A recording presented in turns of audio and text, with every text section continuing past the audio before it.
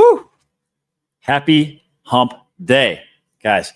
Got some serious alpha for y'all today. Not just in the crypto space. I do have some really interesting trends that I found in the crypto space, though, I want to cover. I think maybe some big opportunities there. But also, when it comes to the AI race, and where I think there are some pretty big investment opportunities, I was kind of breaking down the energy that's backing the AI race. And I kind of uncovered some things that I thought were interesting. And also, we might have aliens attacking us in October. Maybe. Oh, how's everybody doing today? I know I'm a little bit behind, Bob. Rocking my new DeEEP hat. Love it. Got the 375 AI shirt on. Bullish on both projects. Obviously, if you follow me, you know that I'm bullish on both projects. I think most other people are too. Should be. Man. Well, let's just lead off with the fun story today before we get into the serious macro, all the stuff. There's so many things happening right now. In fact, Jerome Powell should have officially announced, I haven't looked, but should have officially announced probably within the last 10 minutes that there are no rate cuts unless there's some huge surprise. I think he's speaking here in the next hour as well. But we'll have to report on that tomorrow. But the first story of the day, you might have seen some reports going around about this astrophysicist out of Harvard that's talking about how this alien technology might be coming at us. I've been seeing this report all over the place. It made news earlier in July when it was confirmed to have originated outside of the Earth's solar system. And it went on to say it's not the first time this guy has theorized that an object in our solar system could not be only interstellar, but maybe extraterrestrial. But is it? Well, it says definitely not from our solar system, that's for sure. But most astrophysicists widely agree that it displays all the telltale signs of an icy comet. But what if it wasn't some random space rock? And by happenstance, it's intelligently controlled alien spacecraft. Huh. It says that it's more than 12 miles wide, whizzing at 37 miles per second relative to the sun on a trajectory that on October 30th would bring it within 130 million miles of Earth, according to NASA. It said that they recently published this paper saying, this scientist did, saying that it could be a hostile alien technology. Oh, I don't know. Let's see here. So it said the paper's not peer reviewed for one. And there's another scientist that said that any suggestion, this is a different astrophysicist that said, any suggestion that it's artificial is nonsense on stilts and is an insult to the exciting work being done to understand this object, according to Chris Lintott out of University of Oxford. And even Loeb admits it's very unlikely. It's by far much more likely that it is just a natural interstellar object, probably a comet. But I guess we'll find out maybe as it gets closer. Within 130 million miles in October. Maybe we will know. All right. Aliens are coming, I believe. Yeah. Oh, look at that. I heard that they're using Dynex for their computing and Demo for their vehicle metrics. Holy shit. Maybe the aliens will pump our bags. Maybe they'll pump our bags because we need it. Let's be real. We've seen a little bit of a pullback again, guys, in the markets. But we're going to talk about that. Don't you worry. Don't you worry. Bob is driving to the DeEEP meetup. Hell yeah, man. Wish I could have made it up. I did see your tweet. I meant to respond. I have a family reunion in St. Louis that I'm heading back for. Actually, I think I'm going to head back tonight to St. Louis for a family reunion with all my siblings. We don't get together too often. But guys, this is a serious show.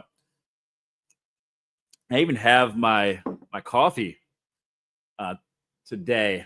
I do Americanos, iced year-round, no cream, no sugar. It is straight rocket fuel, guys. Straight rocket fuel.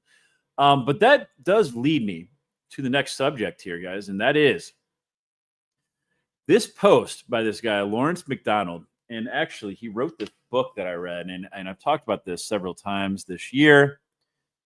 Highly, highly recommend reading this book, guys. I learned a lot, and it is a good read, and I think it's very timely. And he went on this, and he posted this earlier this morning. He said that NVIDIA will go down as one of the most significant downfalls in the history of passive investing. All the monkeys are in one tree. Nearly 8% of everyone's 401k is crammed in NVIDIA, with nowhere near the energy infrastructure build out to support the growth assumptions. The name of the book, by the way, is How to Listen When Markets Speak. Highly, highly recommend. So this got me thinking, okay, this is very absolutely true. And I've interviewed exhibits, in the talk about the amount of power that's going to be necessary to build out all the infrastructure, all these AI data centers is massive. I started looking at the electrical generation. And as you can see, guys, we are like lagging behind China in a major, major way. China has just been adding power capacity in an exponential way. And the United States is very much lagging behind. We've kind of just tapered off, right? And that is a huge, huge problem. Especially if we want to go to, EVs, but more important than that is the AI movement. And we need more power. And it got me wondering, like, how is China doing this? And if you look at the electricity by source for China, y'all, yes, wind and solar down there a little bit. It is fucking coal. And I have talked about this a bit, about how China has been buying up coal. I did cover a report like this not too long ago, but this is their new construction of coal plants. In fact, in 2023, they accounted for 95% of the world's new coal construction. I was like, well, that can't be good for CO2 outputs. And it's not. Look at China. China just doesn't give a shit. We're over here, the rest of the world's like, hey, we need to reduce our CO2 output. They don't care. And I think China is just like, we're posturing for the AI move here. They know what's coming. They're also pushing for EVs, don't get me wrong, but I think a lot of this is a race to build out their power infrastructure for AI. So what are we going to do about this? And that's the big question. If you look at the United States, it's been a lot of, gas, natural gas. Coal has fallen off a cliff here. I don't think coal is going to come back. But here is where I think the answer is, guys. And I think this is where it's going to be, is in nuclear. Solar is kind of falling off. They've gotten rid of a lot of the subsidies. Wind, I don't think, is going to be a big winner here. I think nuclear is going to be the big winner. And actually, Lawrence McDonald talks about it in this book. And if you look at what's happening right now, granted, yes, we have covered this a bit, but see if I can make this any bigger. No. But Trump is aiming for 400 gigawatts of nuclear by 2050. And 10 large reactors under construction by 2030. This is a huge shift in policy. The White House wants to deploy 300 gigawatts of net new nuclear capacity by 2050 and have 10 large reactors under construction by 2030 while expanding domestic nuclear fuel supplies. So this was back in May. He signed this executive order into place. And I think that, again, nuclear. I don't think we're all of a sudden going to start using a ton of coal again. I have talked a little bit in the past about how, earlier this year, how I think with China accumulating coal at the rate they are, and that coal mining has been on the decline, that we could see, shortages in coal. There might be a play there from a global perspective. I don't think the U.S. is going to consume gold. We saw something coal rather, not gold. Coal similar. We saw something similar with lead. Back in the 80s. So that could be interesting. But what I'm looking at here is plays on uranium in the nuclear sector, and uranium in particular sitting at spot price of $71.25. in this book, Lawrence McDonald's like, hey, man, we're probably going to see between $100 and $150 for spot prices on uranium within the next couple of years. I bet that's true. But the other play he called out here is next gen energy. And guys, I'm actually thinking about, like, I bought NVIDIA on the dip back when we had like the tariffs first announced and everything just like plummeted. I actually bought a 2x leverage NVIDIA fund, and it's done really well, but it is looking pretty overextended right now, in my opinion. It's at like $4.3 trillion market cap. I'm thinking about rotating a good portion of that position over to next gen. And I want to read the reasons why, and he talks about it in this book. At the time, it was $4.95. It's already up quite a bit. He said that they control, and this is talking about uranium. So it says that they control 300 million pounds of future reserves, is one of the top acquisition targets. And he says the stock could be worth $15 to $18 within the next few years. It's a strong balance sheet with $3.2 billion in equity market cap, $140 million in cash, and $78 million in debt. So this is a play I'm looking at and rotating, because I think NVIDIA, not to say NVIDIA can't go higher, guys, but like I think we are seeing things really overvalued right now. I am really, really interested in the power generation behind AI. This is going to be so massive. And I don't think enough people are talking about it, frankly. All right. Let's talk about GDP. Okay, we had GDP numbers come in. What's the scent of the day, he says. I've got it's like apple, or like from my apple orchard or something. I don't know, man. It's pretty fucking good though. I can't do all the candles again. I did all the candles that one day for like the candle day. It like got me lightheaded, man. There's a lot of scents flying around there. All right. Let's talk about the GDP report. Q2 GDP came out today. We talked about it a little bit yesterday, what to expect. I think this article does a good job of explaining it. So, economy posts sturdy growth in second quarter, but tariffs again skewed the numbers, and GDP came in better than expected. So it's worth noting. It says economy grew solidly in second quarter, but forecasters traced this showing to the reversal of a tariff-related import surge that caused output to shrink earlier this year. And we have talked about this a handful of times, but I think this really details it pretty well. It says that the GDP, the value of all goods and services made in the U.S., grew at a seasonally adjusted annual rate of 3% for Q2 versus the 2.4% that was forecasted. So it came in better. GDP came in better than what was anticipated. And then Trump went on to send this tweet out right afterwards. It's like, GDP out 3%, way better than expected. Too late. He doesn't even call him Jerome Powell anymore. He just calls him too late. That's so stupid. Too late, must now lower the rate. No inflation. Let people buy and refinance their homes. First off, when I saw this, I'm like, if GDP came in stronger than expected, that means the economy is not slowing down, if that's what you're trying to say here. That would be a reason not to cut rates. So that just kind of seems stupid. But anyway, I digress. It says that the Fed, however, is expected, following this tweet, to hold rates steady as it awaits the effects of Trump's tariffs on inflation. Jerome Powell said that several times. They need to have more clarity there. And it says, and a strong GDP gain is more likely to bolster the Fed's plan to stand pat on rates rather than undermine it.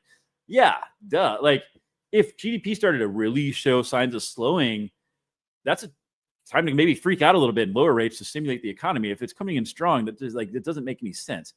Anyway, this goes on to explain exactly what happened. I think this is worth reading. It says, plus the gain in economic output was artificially boosted by a sharp drop in imports, just as the 0.5% decline in GDP in the first 3 months of the year. So in Q1, we actually saw a decline in GDP. It's the economy's first contraction in 3 years, was rooted in a historic spike in shipments from foreign countries because we knew the tariffs were coming. All these companies basically pulled a bunch of product in to beat the tariffs. It says, with Trump's double-digit tariffs looming, and American retailers and manufacturers race to order foreign goods early in the year before the levies took effect. And that led to an unprecedented flood of imports, which must be subtracted from GDP. So the goods that consumers, companies, and public sector bought because they're made overseas, that was subtracted from GDP. So because they pulled in all that early, it actually led to a lower GDP than what. So it was kind of an outlier, right? Because of the tariffs. It said that since those purchases were pulled forward, companies didn't need to order as many goods from other countries. Last quarter, imports plunged 30%, reversing a 37.9% rise the quarter before. So now it has the opposite effect. Because they pulled them all in at the beginning, it led to a lower GDP. So it wasn't really accurate, right? Now, because they already pulled all that product in, they don't need to pull in as much product in Q2. So now it actually works in the opposite, showing a much stronger GDP. So in other words, the tariffs have really messed with the numbers. It goes on to say here, though, and I thought this was interesting, a more telling gauge of the economy's health that captures consumer and business spending, but strips out trade, inventories, and government outlays. So kind of removes all the noise of the tariffs. And something called final sales to private domestic purchasers, and it rose only 1.2%. And it was 1.9% in the first quarter. So that would show that things are actually slowing down. So while, yes, GDP beat the estimates, for the projections for this quarter, you really have to look at the tariffs because those have kind of messed up the numbers. And looking through the noise, yes, it does look like things are starting to slow down, guys. And that sucks. That sucks. Now, is the Fed going to lower rates? I haven't been on X since I've been live here, but they should have announced it by now. If they have, let me know in the comments. But I would expect there's no rate change. In fact, now it's 100%. So that means, yes, they did announce that there is no rate change. This this says in review, but this would lead me to believe that, yes, they announced no rate change. Powell is speaking pretty soon here. So it'll be interesting to see what he says. I imagine he'll say something along the lines of, well, we need more clarity around tariffs. I don't know. Like that's what he's been saying forever. And we still don't know what the tariff rates are going to be for sure. He's probably going to cite that GDP report, even though it is, you have to take it with a grain of salt. So he's going to say job market's strong, probably, even though I don't think it really is that strong. But that's the skinny of it. So tomorrow, I'm going to have to watch the video with Jerome Powell. Tomorrow, I'll break down my thoughts on that. All right. How's everybody doing today? Also, I want to give a shout out to Victor, Steven's brother-in-law. I know he's an Arweave holder. He's been following the live streams. I don't know if he always watches them live, but I know he watches them after the fact. So shout out to you, sir. All right, let's talk about some crypto.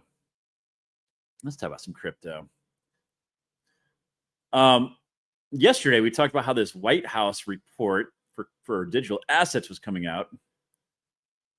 Well, they released it. And what was in it? Well, I think the bigger news has been what has not been in it. We out here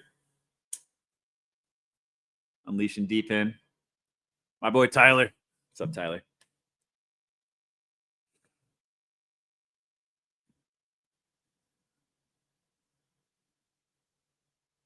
And the speculation about September rate cut. I mean, it's been like 50. It was like a 60% chance of a rate cut coming. We'll see. Actually, before I get into this, I want to talk about something that I thought was really interesting about the China tariff situation and how there's speculation that we have the leverage back again. So as you all know, China has a monopoly over rare earth minerals, which are really important for batteries, for electric vehicles, for a lot of our electronics. And they've been able to kind of leverage that against us. And I think for a while they did have the leverage in the early trade negotiations, but I think it may have shifted back to the US because if you look at the amount of product that the U.S. is importing right now from China, it's down a lot. And China is very, very reliant on manufacturing and exporting. What they started doing is dumping into Europe. And they've dumped a lot of products into Europe since we started the tariff war. And there's speculation right now. That's why Europe is so keen to actually negotiate with us, because they're like, if they keep dumping products and undermining our manufacturing, we're going to have to do similar tariffs. So there's actually speculation that that is what's happening right now, is that Europe is going to strike a deal with the U.S. To kind of combat this China situation. Then China is not going to have as much leverage, and they're going to have to come to the table to us. We'll see how this plays out, but that is very interesting. And I've been listening to a lot of podcasts and doing a lot of research on this, and there's some really smart economists that are predicting that that's how this is going to play out. All right. Okay, so you see here, we talked about this, the White House report. A lot of people were hoping that the Bitcoin reserve plan would be incorporated into this. As it turns out, it's not. They made no mention of a strategic Bitcoin reserve. As you all know, earlier this year, Trump signed an executive order establishing the SBR, Strategic Bitcoin Reserve, as a way for the U.S. government to accumulate and safeguard Bitcoin through seized asset and budget neutral mechanisms. Again, they can add Bitcoin, but it has to be in a way that doesn't rack up our deficit. The silence on the SBR sent a subtle but clear message. While the U.S. acknowledges Bitcoin's strategic role, it is in no rush to back that up with on-chain action. I actually think this is kind of a good thing, okay? Because, and I talked about this yesterday, how this could have created some serious FUD. Y'all remember, yes, the U.S. government is holding 198,000 Bitcoin, but a lot of that is seized. We don't actually have full ownership of it, technically, from a legal perspective. Yes, we're holding custody of it, but there's only about 30,000, or I think about 15% of that is officially owned by the U.S. government. A lot of that is still up in legal limbo. It's seized, and it still needs to be played out in the courts to see, whether or not that gets to return to creditors. Kind of think about the FTX situation, right? Where they got, that situation, they got held up in court, and eventually was ruled that it would be returned to the people that lost their money. That's what we're dealing with here. A lot of the Bitcoin the U.S. is holding, we don't necessarily know that that's going to fall under ownership of the U.S. government. So I think there would have been a lot of FUD around this. If all of a sudden people are expecting, hey, the strategic Bitcoin reserve is going to have 200,000 Bitcoin. And it's like, wait, you mean it's only going to have 30,000 Bitcoin? I think that could have definitely flooded the price of Bitcoin. And there could have been some misinformation spread about that. So this is not, in my opinion, a horrible thing that they're not addressing it yet. I think this buys it a little bit more time. But they did have something about the altcoin outlook here in this article I want to cover. It says that regulatory clarity, but no immediate catalyst is the overview here. But it says, while speaking of altcoins, while they lack the reserve asset narrative of Bitcoin, their fates are tied to overall market liquidity and confidence. If regulatory clarity accelerates adoption of real-world tokenization and compliant DeFi frameworks, leading protocols like Ethereum and Solana could benefit disproportionately. But without immediate catalyst, the short-term trend remains sideways to slightly bearish. And I think there's some truth to this, but we are starting to see the money flow into ETH. I'm going to talk more about that in a minute. We also are starting to see some money flow into Solana. I think a lot of this is going to be on the spot ETFs. When do the spot ETFs get approved? We kind of had that pseudo Solana one that I touched on a few weeks ago that is approved, but I think we have to kind of wait and see. Once those get approved, I think it's going to bring in a whole rush of new money and institutional money. Because what have we seen this market cycle? It's been mostly institutionally led. It has not been a lot of retail involvement. And I think you have to really look at where are the mechanisms for institutional money to flow in. Well, obviously, it's been in Bitcoin. We've seen that. What's going to happen next? I think we start to get to a point where the Bitcoin price, if we break, if and when we break above 120 into that A lot of people are calling for 150, 160 range. I think you start to see institutional interest wane a bit because they think that they missed the move there. And I think they start looking for Ethereum. I think they start looking at Solana. Some of these other ETFs, spot ETFs that are going to launch. And I think that could, spur alt season to an extent. And I think that's what we need to look for. And this is exactly what this article is saying, is that, they without immediate catalysts, that they're probably going to trend sideways.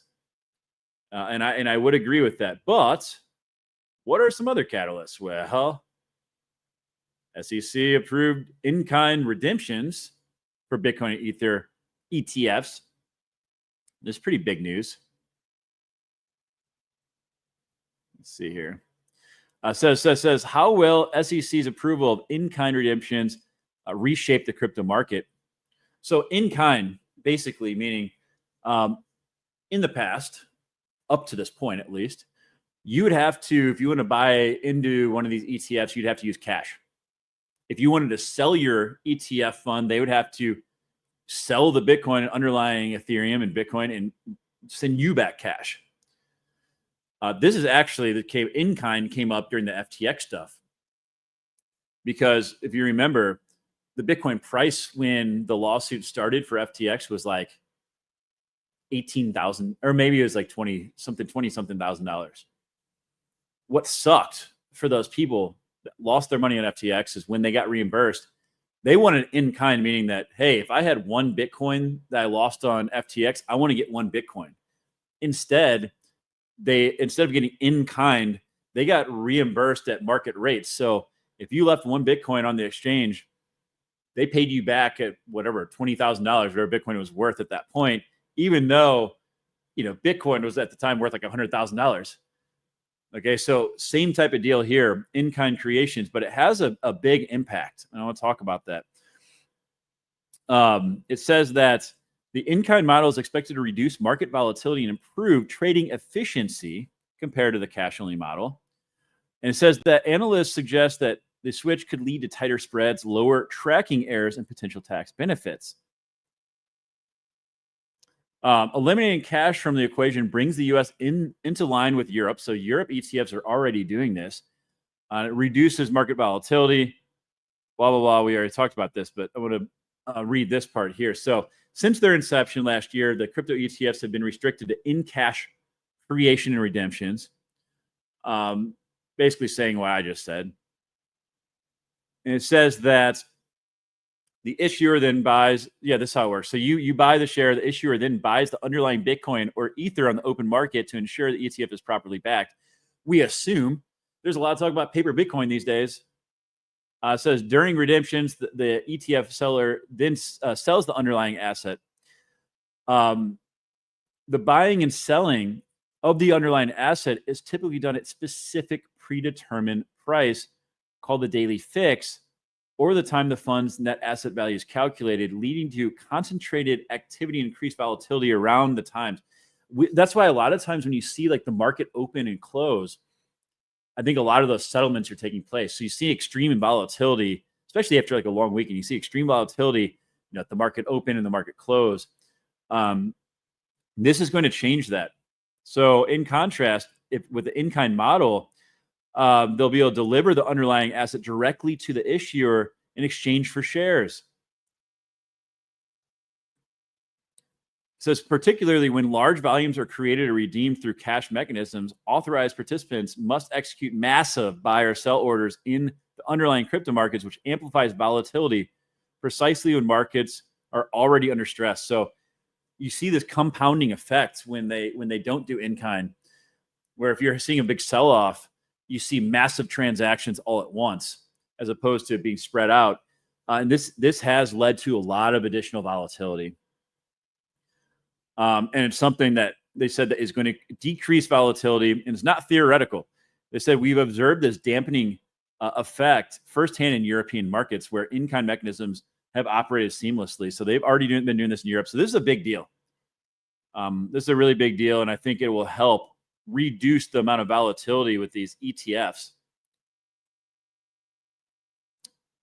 Speaking of Bitcoin. Where are we at right now? We're at $117,548. Not bad, guys. Not bad. We've had a lot of sell pressure. It's hard to believe. We've had a lot of blood in the markets over the last few weeks, but Bitcoin stayed pretty consistent. And I do believe, I believe this consolidation range, I don't know how long it's going to last, but I think when we do break out, assuming it's to the upside, which I do think it will be, unless something crazy happens in the macro economy. I do think that we could see a major breakout to the upside to that 140, 150, 160 range.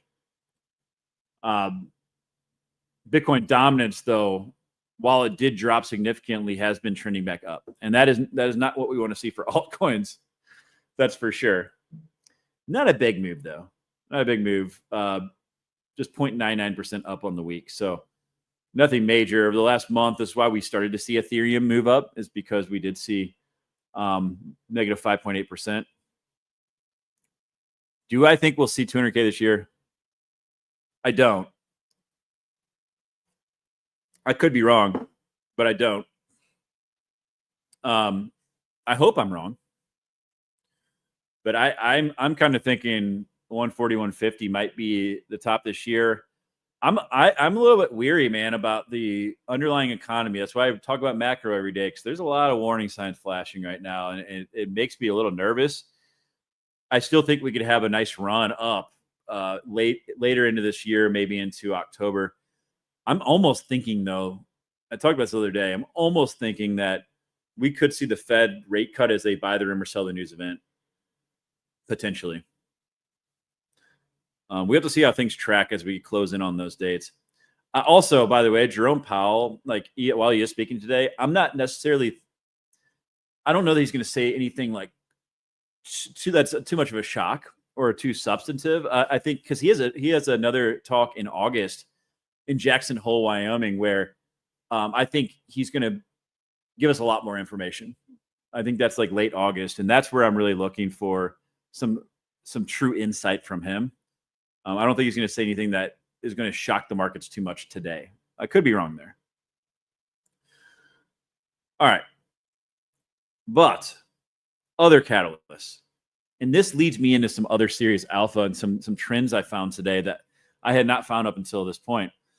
But JPMorgan partnered with Coinbase to expand crypto assets for 80 million customers. So says the largest U.S. bank with over $4 trillion in assets, JPMorgan Chase, has partnered with Coinbase to roll out a suite of crypto access features for its 80 million plus customers, announced today. You know what's fucking crazy about this? 4 years ago, I went into Chase Bank to set up a bank account for my crypto business, and they wouldn't let me. Jamie Dimon had sent out a notice to all of their banks saying you cannot do anything with crypto. Now here they are, partnering with Coinbase. It is crazy how fast things shift. What it'll allow here, U.S. Chase credit cards to fund Coinbase purchases, redeem Chase Ultimate Reward points for USDC, a U.S. dollar pegged stablecoin. You guys know what USDC is. There's more news on this, and this kind of leads me to the alpha I'm going to talk about. And then allows you to link Chase bank accounts directly to Coinbase for streamlined crypto transactions. It says that the rollout will begin in fall of 2025, so very soon. And the points redemption will happen in 2026. Here's where I think you can really draw some solid info. We talked about this back in May, Chainlink and Ondo being, how Chase settled his first transaction on a public blockchain by partnering with these two. These both have been up 50% since we covered that story. Shouldn't be a surprise, right? It also says that JPMorgan launched JPMD, a deposit token on Coinbase's Base blockchain. Okay. Designed for institutional clients to facilitate 24/7 settlements and cross-border payments. Base blockchain. Okay. And it says that down here, the new program will allow users to convert Chase Ultimate Rewards into USDC on Coinbase's Layer 2 network Base a layer 2 for Ethereum. So all this is happening through Base. Okay. See where I'm going here? So first, yes, before I get to the Base here, I want to talk about these are Trump's company, the World Liberty Financial Holdings. Ethereum still number 1. We do have Ondo down here, way down the list. Surprised they don't have Chainlink. So always keep an eye on this. Follow the money. But more importantly, Base, guys. Base. All that rolls up to Ethereum, by the way. But check this shit out. This just came out today. Base overtakes Solana and daily tokens created as Pump.Fun continues to shrink. But it's not just Pump.Fun. It's overtaken Solana giants, Pump.Fun, and Let's Bonk combined. The Zora. You guys use Zora? I haven't used it. But we're going to talk about Zora here because this is the new trend that's taking place right now. And I don't think a lot of people are realizing how much traction Base is getting. Or if they are, I haven't realized just how much it's been, how much traction it's been getting. But it says the Base token launchpad Zora accounted for more tokens created than Solana's Pump.Fun and Let's Bonk on Monday. That was earlier this week. It represents the first time since early 2023 that a chain has played host to more token launches than Solana, according to Coinbase director. Unlike Pump.Fun, Zora turns every single post on its social media platform into a token. So look at this. So this is the trend right now, guys. Here's the Zora platform. This is why our DeEEP projects aren't pumping, because this shit is. Okay. It's a little irritating, but you know what? You can fight it, or you can look for opportunities here. Like this freaking post right here. Click on it. Look at this. $455,000 market cap. 554 holders. Okay. This is where the alpha is right now, I believe.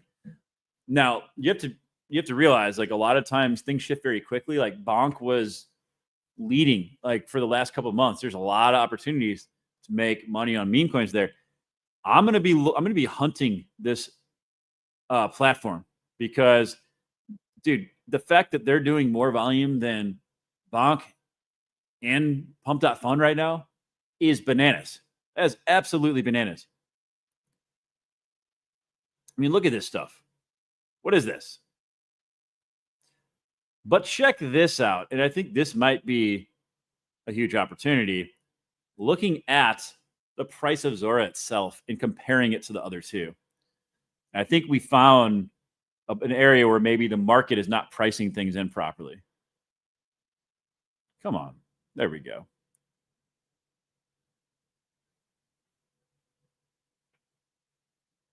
Share. I have to unshare and share again. There we go. Check this out. Okay. So Zora right now is sitting at a $267 million market cap. But get these to load up here. I don't know why they stopped. When you compare that to Bonk, come on. There we go. Bonk is sitting at a $2.25 billion market cap. Pump.Fun sitting at a $926 million market cap. Combined, what is that? $3.15 billion, $3.1 billion. Zora, who is doing more volume than both of them, is sitting at $267 million. Huh. Because I'm holding some base, like, meme coins from back in some of the AI agents. I'm thinking about keeping small positions in those and moving everything else over to Zora right now, just to freaking ride this. Because yeah, it's up 895% over the last month, but if this is doing more volume than the other two combined, why are they worth 3.1 billion and this is worth 267 million? Like, explain that to me. Like, I don't normally buy into charts that look like this, but like, why wouldn't this go much higher? Unless I'm missing something here. Maybe I am. I don't know. But that is what I'm looking at. And I'm going to be hunting, if this is the new meme coin alpha, I hate meme coins. But look at all the liquidity flying into this, man. This is crazy. So take a look at Zora. Not saying to invest in it, but take a look at it. I think that is possibly the new trend we're going to see a lot of liquidity flow to, especially when you see that JPMorgan is using Base. The Base ecosystem, you cannot sleep on it right now. Okay? And Base doesn't even have their own token. You just got to look at their ecosystem. But I bet there are going to be a lot of opportunities over there, especially if you're getting redemptions from your credit card in USDC on Base. Where do you think they're going to be pushing money into? Base, obviously. All right. We got 10 minutes, and then I got to hop to the DABA space. My boy William hosts. Let's talk about the crypto bubbles. Let's see what we got here. Yuck. Things are correcting a little bit. Still up on the month. When in doubt, zoom out. But, it was like so nice to see, because it'd be different if we weren't just coming off of like 6 months of just absolute disgusting price action. So it's been nice to see since June. We saw the move up. You don't, when you see pumps like that, you always have pullbacks. This is very, very normal, but it is like frustrating. It's like we finally saw some daylight, and it's like, nah, maybe. Let's look at like the rest of everything, though, not just our deep in projects, but let's look at the top 100. What are we looking at here on the month, on the week, on the day, on the hour? Pretty red this past week, minus a few projects. I think that's probably pretty similar. For whatever reason, this 500 to 600 has just been doing really well. Led by Uranus. We are a serious space, guys. We're super, super serial. What the fuck? All right. Let's talk about some deep in projects, though, guys. Starting with Geodnet. I had Mike Horton on the stream, or sorry, not the stream, on the space yesterday. Super pissed. X was like hella glitchy yesterday and did not record the space. So for people that weren't able to make it live, that sucks, man. And I apologize. But all my spaces are always recorded. So of course, the one space to not be recorded is the one that the most people are probably interested in listening to. But I want to dig into something he talked about a lot, and that was about this GDP 7. And this is, by the way, they have an AMA coming up on Tuesday. Highly recommend, if you're in Geodnet, join in there. So they're going to be talking about GDP 7. And I want to break down some of the details here. A couple of things, by the way, I wanted to call out, but they're talking about how they have over 16,000 stations online. I think that's actually closer to 20,000 now, over 19,000. They had their third halving on June 30th, 2025. So tokens emissions were reduced in half. This part right here is what I'm going to call your attention to. So they have $4 million in annual reoccurring revenue. Look at their pipeline. They have $50 million in pipeline potential enterprise demand. So I'm not saying they're going to close 100% of that, right? But even a solid close rate of say 20%. You're looking at what is that? $10 million in more revenue coming through the door.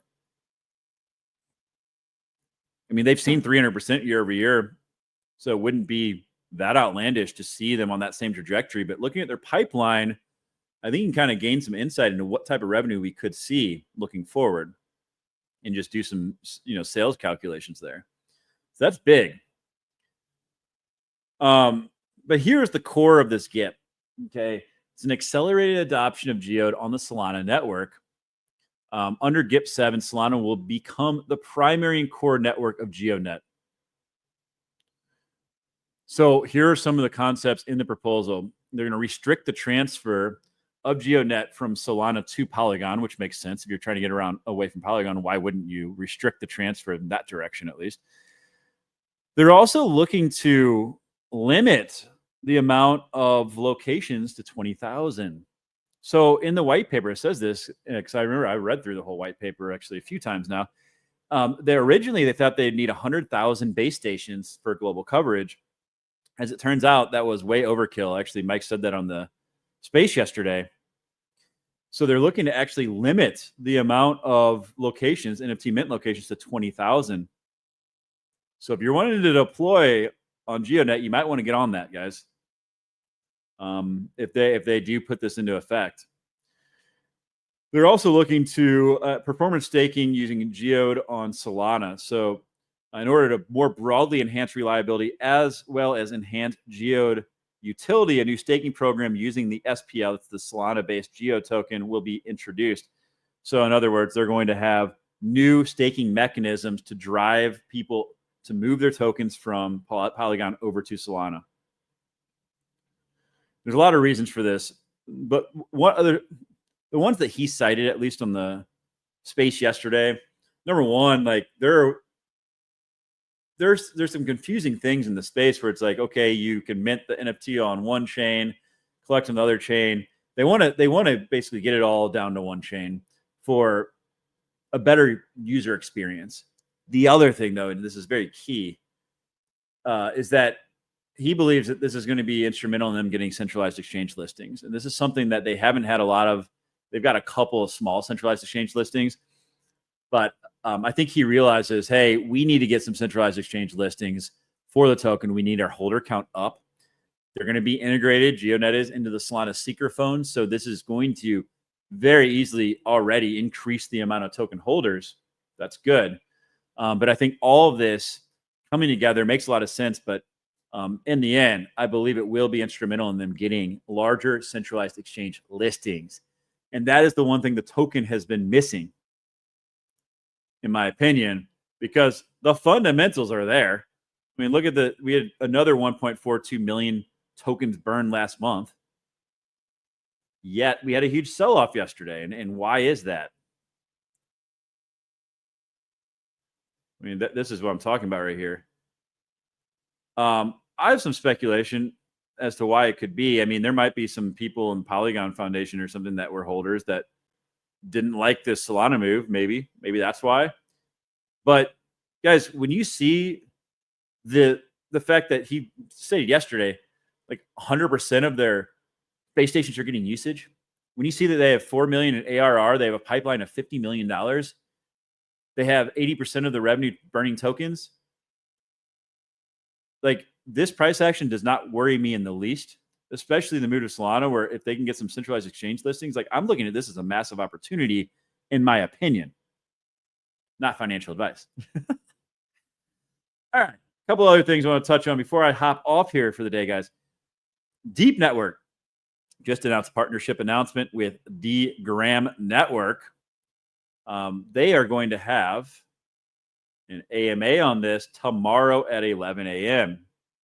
So set your reminders for that. Highly recommend hopping into that session to learn more about that partnership. AO, the supercomputer built on top of Arweave, over 2.5 billion transactions. How people are sleeping on this ecosystem, I don't know. I talk about Arweave all the time. Arweave's been absolutely ripping. Like, it's been going on a tear. And I think it's going to go much higher. It's just like the amount of usage it's getting. I don't understand how people just don't understand what's happening there. But AO, sitting at $67 million market cap, this hasn't moved that much. Pretty healthy looking chart. I own some AO. I actually have a video on my YouTube channel. Pull that up. Oh, there's Jerome Powell talking right there. We're gonna watch that later. If you go to my playlist, I have tutorials. I also have an Arweave section. I have one for every project I've covered. There you go. How to buy AO. So very easy to navigate if you want to find a specific project. The other thing, this guy is he's got some alpha always that he's dropping on Arweave. I was talking about Arweave now storing ZK proofs, zero knowledge proofs, in a partnership with this Inference Labs. So I did follow them earlier. This is one I'm going to be looking into, but they are now integrating with Arweave to store zero knowledge proofs, ZK proofs. So I'm looking at this ecosystem because I think, if Arweave, if and when it pops off, I think all these projects attached, especially some of the lower cap ones, are probably going to freaking go nuts. It's just a matter of when is it going to happen, in my opinion. But that's an ecosystem you should not be sleeping on, guys. You should be definitely looking very closely at the Arweave ecosystem. So I think there are going to be some serious hidden gems there. That's what I got for y'all today. I am going to try to get on tomorrow morning. I'll see. I'm going to be back in St. Louis. I've got a family reunion thing. I definitely won't be on this weekend, but I'm going to try to get on tomorrow. I won't be in my normal studio. I'll be on my travel setup, which sucks, but it is what it is. It's just harder to navigate. But guys, appreciate you all. Make sure to share and retweet this live stream. Follow me on YouTube if you don't already, guys. Make sure to follow me because I have a lot of stuff that I'm a lot of videos on there that all my content doesn't normally get on all platforms, right? So if you share it with your friends. Get the word out, guys. We got to get the word out about DeEEP and about everything happening in crypto. As always, I appreciate you all. Have a fantastic hump day. Hop over to the Daba space if you can. Peace.